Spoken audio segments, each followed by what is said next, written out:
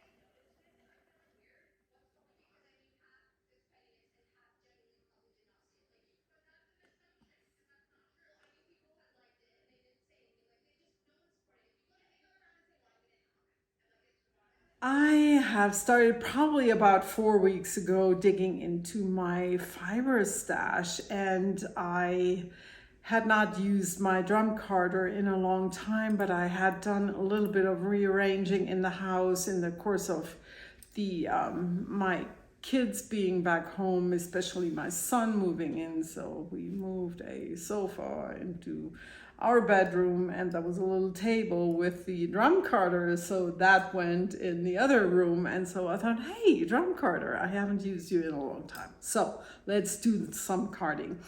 And I really, really, really love spinning from bats.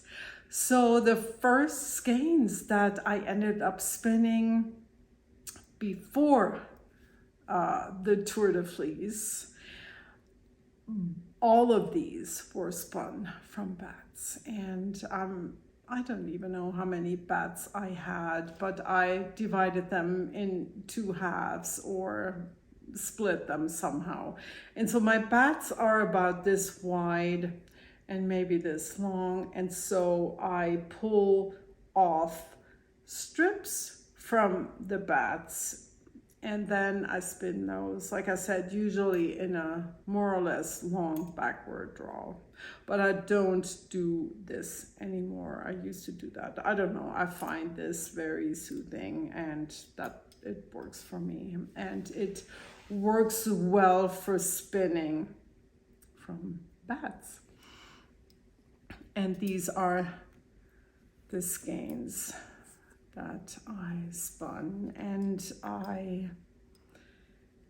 all of these, I kept a little bit of yarn separate and knitted a tiny sample. Just why not? It was so much fun.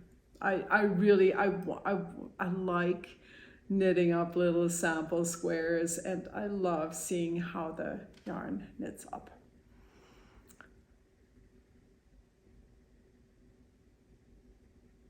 You know what? Let me see. I gotta put on my glasses to see if you are in focus.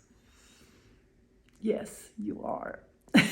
Not you, the yarn, the square. Yes, it's because if I don't have my glasses on, it's so pathetic when your eyes get so bad, but that's the way it is. I mean, it's not my choice, you know. Yeah, so this is one. And when I did the bats, I tried to use up some of the more boring colors, like beige, gray, brown, and combine them with colorful bits of fibers. And then you get these, it's almost like a speckled yarn. So fun. Okay. Then this, I was really curious about how it would turn out, because it was a beautiful braid in these sunset colors, and I added onto the fibers the spinning top. I added a little bit of hot pink that I've had for a very long time. A long time ago, I made a sweater out of that hot pink for my baby girl when she was little. Isn't that funny? But the way this turned out, I just love it.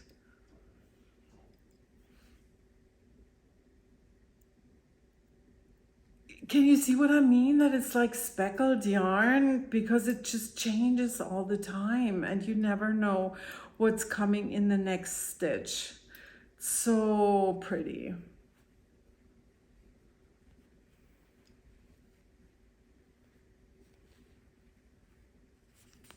And I never told you, 4mm needles for this, and the other one. First one, yes, same, also 4mm. Here I did almost all alpaca. And yet again, the yarn, the resulting yarn, I knitted it up with 4mm needles. So as you can see, this was mainly a brown yarn, and I just added this light blue and some green. And this is 100, I never told you how much it is. This is 110 or 16, I can't read my own writing. And this was 148 grams.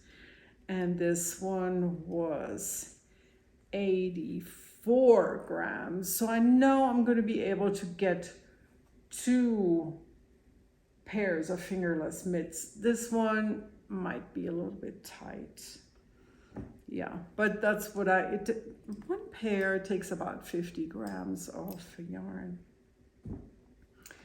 And then this, I just love. Oh, this looks like, can you tell? Pastelish, but then also with the gray undertones. And here we have also 81 grams, and I have knitted up this little sample with 4.5 millimeter needles.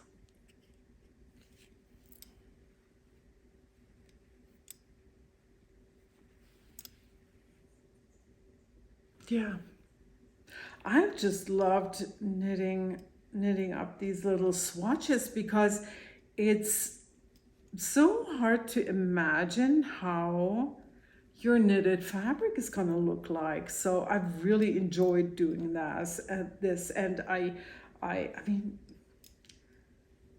it's not, the only purpose it had is, of course, to see which needle size would be great and to see how it turns out. But also, I mean, I could wait until I really get to the skein of yarn, but that was just a few moments of joy to really do it then in the moment. So fun. Yeah. And then, yes, I have participated in the Tour de Fleece. If you don't know what that is, Tour de Fleece is an annual event that coincides with the Tour de France, the bike race, and the spinners spin and the bikers spin their wheels. And so I've never been at home at this time of year for the whole stretch of time that it was happening. And so this year, first time. And so I decided this is what I'm going to do this year. And I'm just going to do it for myself. I will set my own goal, which was not really a lot of yardage, but more like, oh, let's do something different, pick something different as I go along. And I had brought in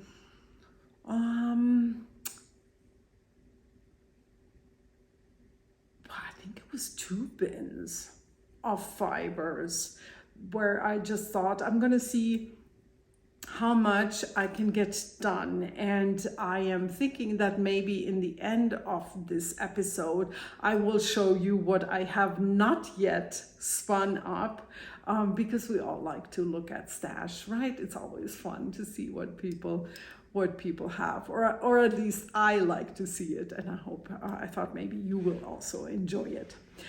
So I have kept track of what I have done in a little book with a little sample, just for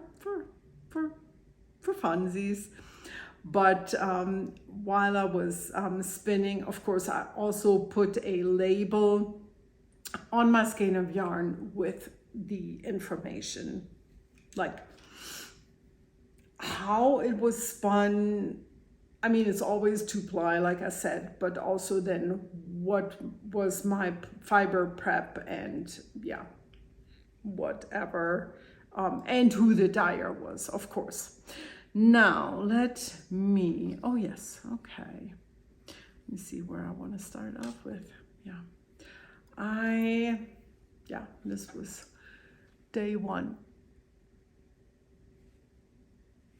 And now, no more knitted samples.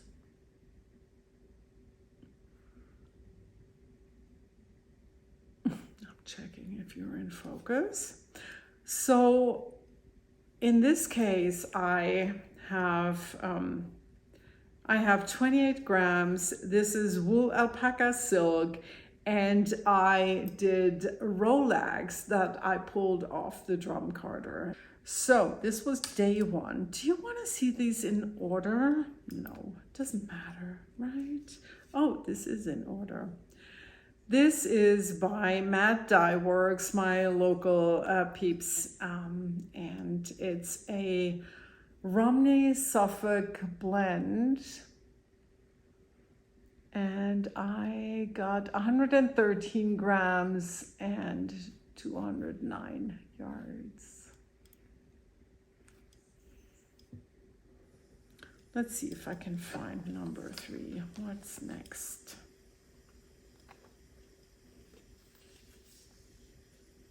Day 3. And here we have bats that I made, small content of alpaca and a tiny content of silk. And I have 117 grams and 197 yards.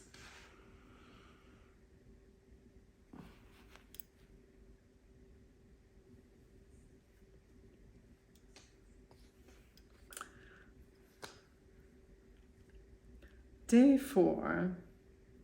So this was the last of Zia Wool's hand-dyed Rambouillet that I still had.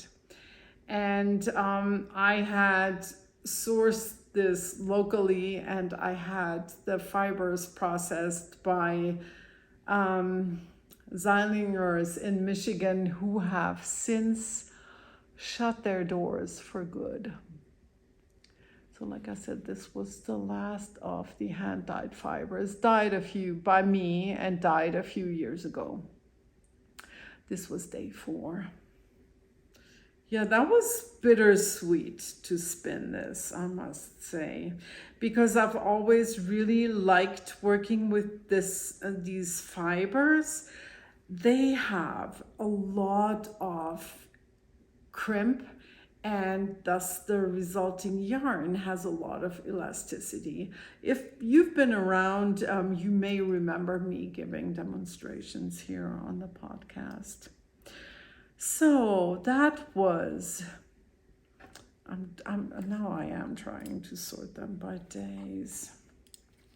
That was day 4. Here I have day 5, and this was Zia Wool's Corriedale. So commercially processed Corriedale fibers that I have solar dyed, and we're looking at 108 grams and 103 yards. I don't even think I said this is 113 grams, the Rambouillet, and 244 yards.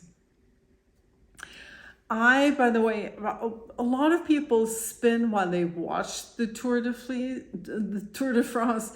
I didn't do that. I did not get up that early in the day. Usually my spinning happened in the evenings, and I tried to do it during daytime, but I mean, that wasn't always doable, whatever. Okay, so we were at day 5. So now we're looking for day 6. Oh, this is so beautiful. Yes, I have so much enjoyed spinning this.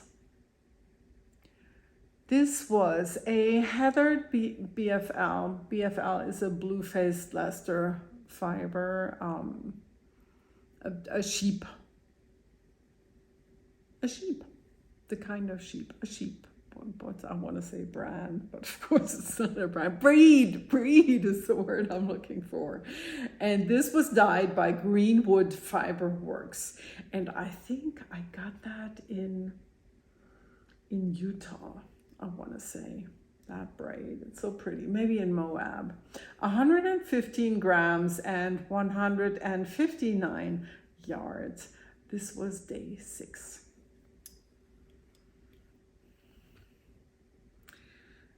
Day 7 to day 10. I was slacking. No, I was not, because I spun this very fine yarn. And what it is, it's BFL, it's a blend of BFL silk. And I think it is 70/30. And I did not card this. What I did in this case was I spun it from the fold. And if I have found the spinning video and I put that in at the beginning, then you will have seen me spinning from the fold. Maybe I put it in now. I don't know. I shall see. My editor secretary will make that decision. I will see. Yeah. And this was 79 grams and 451 yards. So definitely a light fingering, which is going to be super lovely to work with. So this was, like I said, day 7 to 10. And then, where is day 12? No, day 11, day 12 I have here. I'm looking for day 11. Oh, this, okay. Here we go. I have loved spinning this. It was a superwash merino that I had initially intended to make socks with for my son, until I had hand spun socks for myself that I wore through so quickly. I thought, no way am I gonna make ever another pair of socks out of hand spun yarn. No, not happening. So, but that yarn was still there, and it had it had a note for socks, Lewis or something, but of course, no. So we are looking at 96 grams, and I spun this, of course, also heavier than you would spin for socks. This has 168 yarns, but I have so much enjoyed spinning this, so much more than I expected, because I'm not the biggest fan of merino spinning fibers, but this was such a joy to spin. So we had day 11, and now we're looking at day 12, and this again is dyed up by my local friends, Mad Dye Works, Debbie and Marie. And if you say, hey, this reminds me of that other skein that you showed, yes. This was as a braid, very similar to this. Excuse me, I had to cough. Yes, but this was, but for this one, I turned it into bats, and this one I just spun from the spinning as it was dyed, and the spinning top. I just, the top I divided, like if I have 2 yards lengthwise, which of course it's more, I would take 1 yard, I would half it in the middle, and then strip it lengthwise, and that's how I spin. Spinning tops like this. What did I spin here? Oh yes, this was 9010 Romney Angora, 71 grams, 86 yards. I did not enjoy spinning this so much. I don't even know what it was. It was dyed by me. Initially, it was kind of like a grayish base color, heathered a little bit, but yeah, didn't like it so much. So that was my day 14. What happened to day 13? Oh my gosh, where's day 13? I don't know. Maybe I didn't spin at all. No, I got it mixed up. This one, did I already ship this? Yes, I got the order. mixed up. This one was 13. And then I had a break. Yes, I did. This was 14. Yeah, I must have had a break. Can't remember why. Probably family life getting too crazy. But then I spun this finer yet again, as you can see, and I got it was spun from, again, Rolex. Remember, I'm going to show you in a second, which I pulled off of the drum carder. The way I do that is I pull them onto knitting needles. And yeah, but hold on, don't worry. What I used is 52 grams, 158 yards. And this is like about a 60-40 fine wool and a Suri alpaca and a little bit of silk thrown in for good measure. Yeah. Lovely, lovely, lovely. And then I got stuck on what I'm working on right now. And that is, how to start. I had a spinning top that was,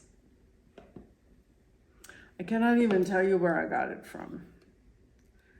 Melting pot fibers. I don't think I ever came across them anywhere. Maybe I got this from a D-stash, but it's 60-40 Polwarth and silk. Maybe D-stash. I really have no idea. So it was this bluish gray. And then I thought, okay, I am not in the mood to spin these fine fibers spinning from the fold, and it would be forward inching, which I also didn't feel like. So I thought, okay, I will make bats and then pull off from the drum carder straight into Rolex. And that's what I did.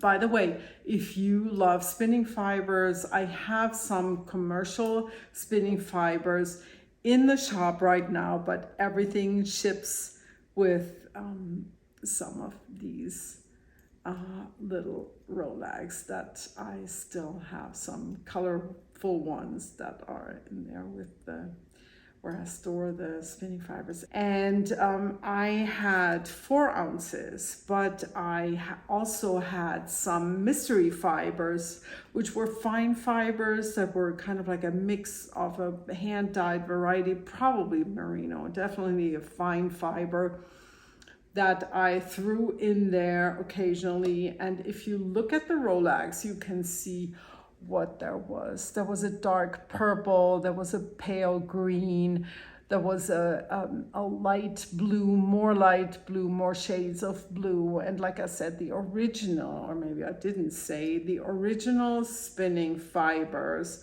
were pale bluish grayish. Okay, and so this is what I got. And I bumped this up, not intentionally, but it ended up being 200 grams. And I have been spinning extremely fine yarn. So it's been taking me ages. And let me show you how it looks like. There's still the second, I'm working on the second 200, on the second 100 grams. And here is the first half of that batch, and that is 100 grams on there. And like I said, it took me forever, so I am very curious to see what I get from this, how much yardage. And I mean, doesn't matter. This wanted to be spun finely, very finely. So, and I was happily going through my spinning stash. I had brought in a lot of fibers from the garage where I store it. And I was like, yes, I'm going to get a lot done. And it's going to be great because I'm going to reduce the stash. Yes. Then also,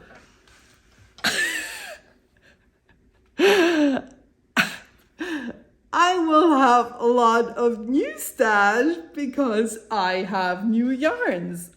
But that's okay. So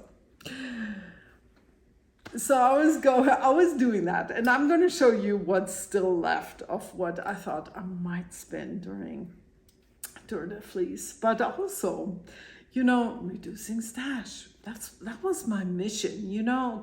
Get this stuff done. Some of these fibers I've had for so long. It's time to spin them up and reduce the spinning fiber stash. And then what happened was, in an online group that I participated in, they were like, "Oh, we're ordering bare fibers that you need to dye yourself." And I'm like, no, I'm not going to get any more. And I did indeed not get any more. I felt so proud. Felt so good about myself because I thought, well, I'm not going to dye any more spinning fibers, so that's it. But then a local friend of mine, she's like, "Hey, I have fibers. Do you think you may want to buy some?"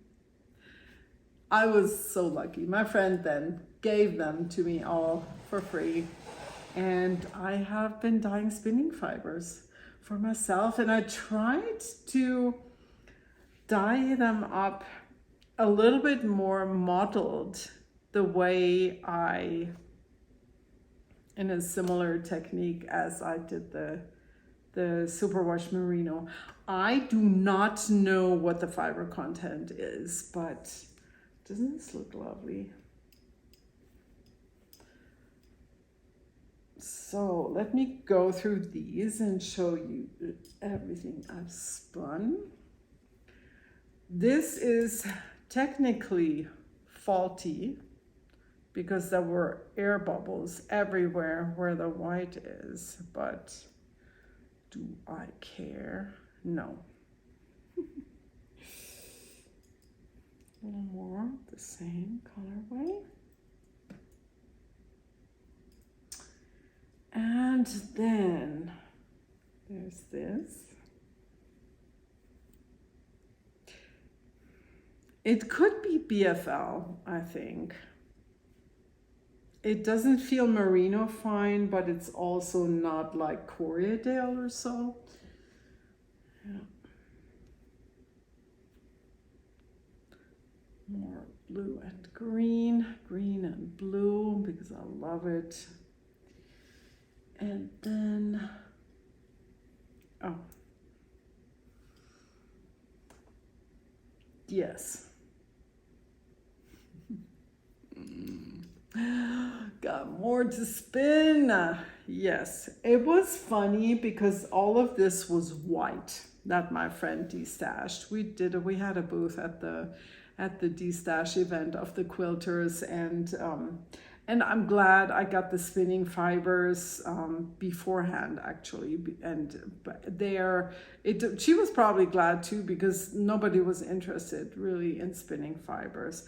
But I did want to show you the other fibers that I still have left from my plans for spinning for the Tour de Fleece because I thought you might like to see that. So hold on a second.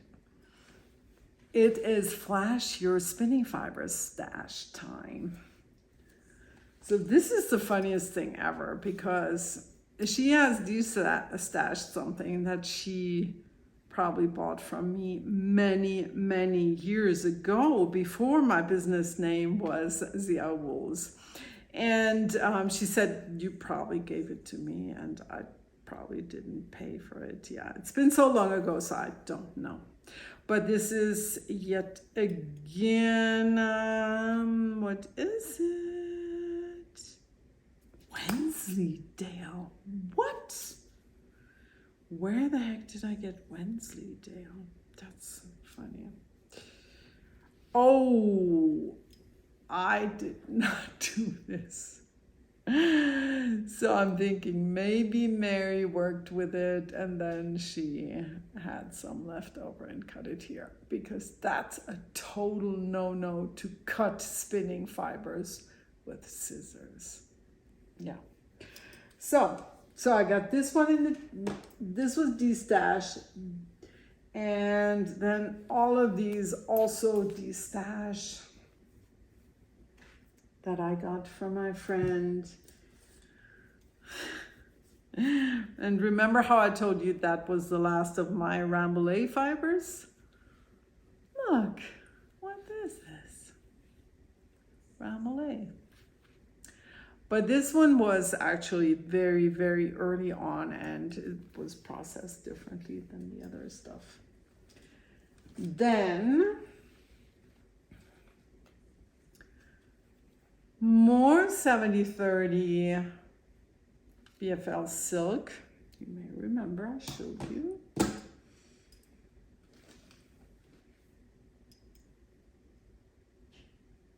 This is Suri alpaca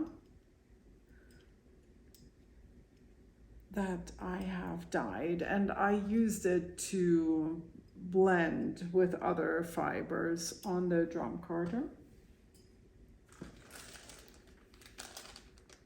Oh, yes. It was Into the World that I blended into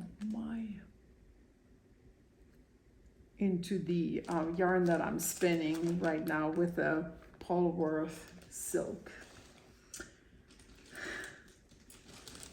These are all like connected with so many memories, because this I have purchased probably 20 years ago at the Maryland Sheep and Wool Festival. This is mohair locks, and they were dyed like this, and they were like, that's pure luxury.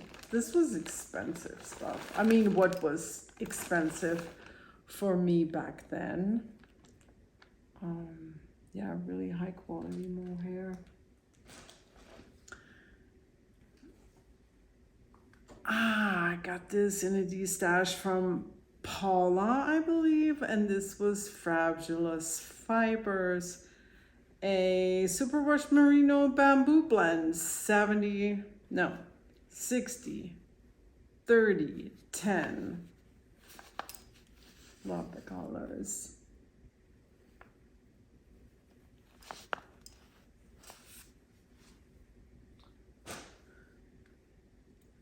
This super sweet gift in 22, also 3 years ago, from Terray, while she still owned the yarn store. And this was all hand dyed blue-faced Leicester Tour de Fleece colorway by Frabjous Fibers.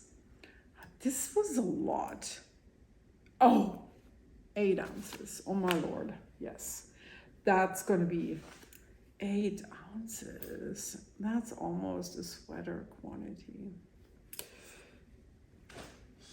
Yeah. And here we have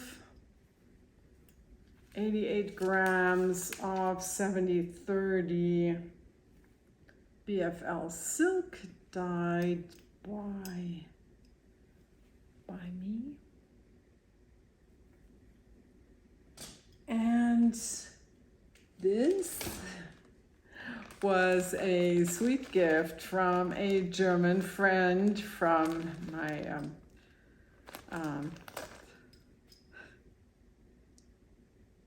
it's the heat, you guys. It is the heat.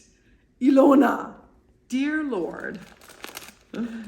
This is from our friend Ilona, and the fibers come from Regenbogenwolle, But nobody dyes like this, so I don't know. She probably has it made, or she buys it, whatever. But my friend gifted it to me because she knows I love orange. So what I will do, and here's this little excursion into spinning technique. What I do with something like this, I do not spin it like this, forward draw or whatever. I will spin this from the fold, which means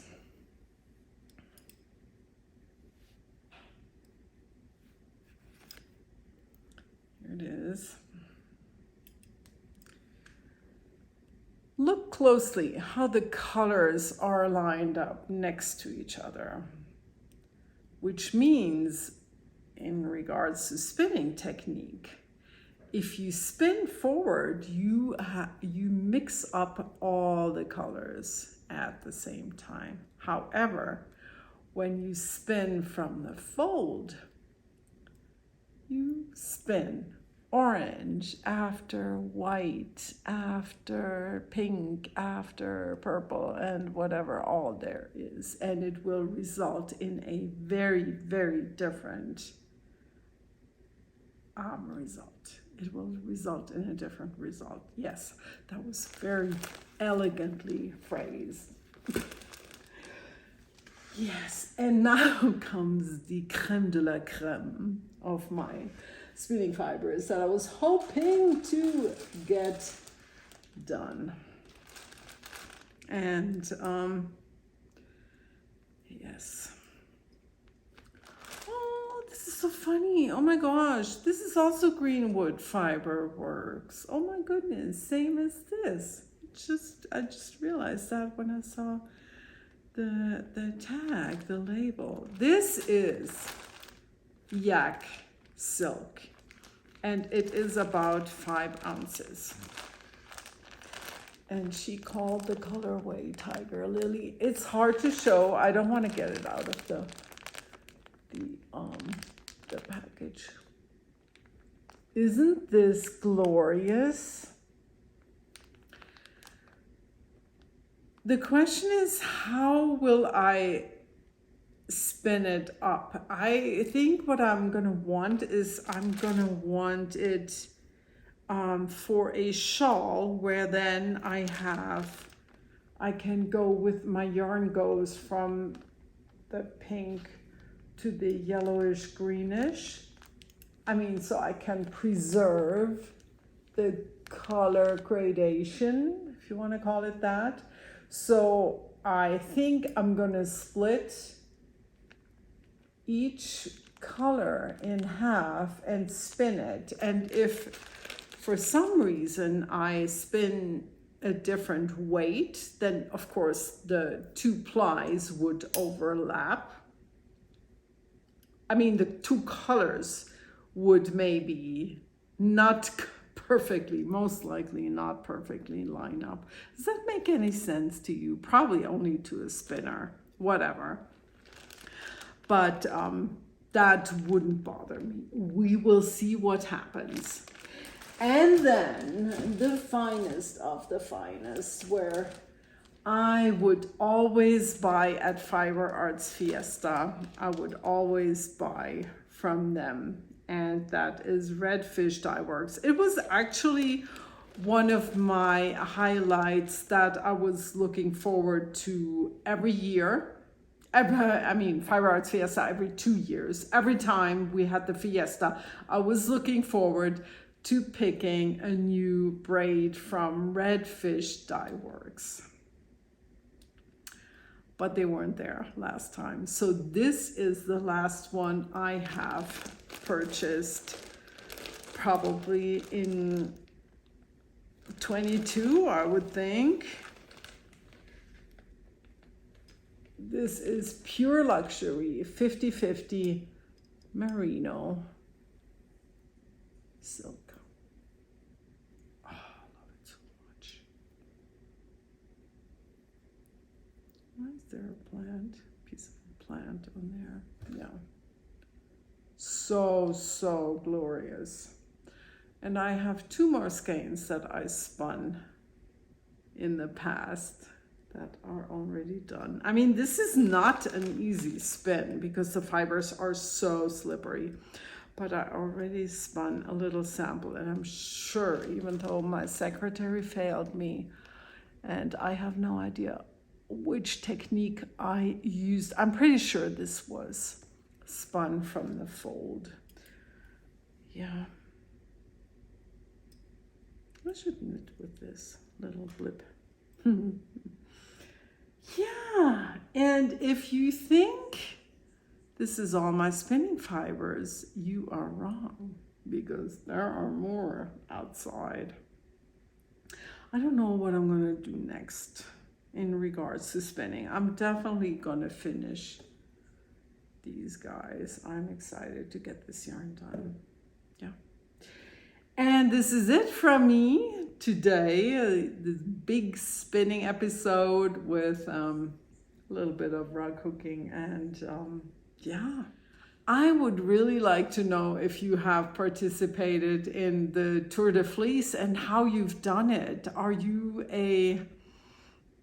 were you on a team, or did you do it for yourself the way I did it? I just was not sure if I could stick with it and commit to a team. And so if I'm here again next year, I might do that then. Yeah.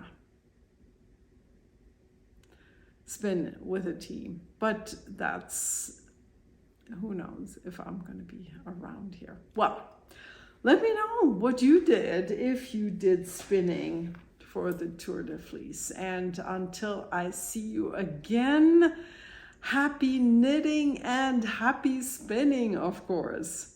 Take care. Bye.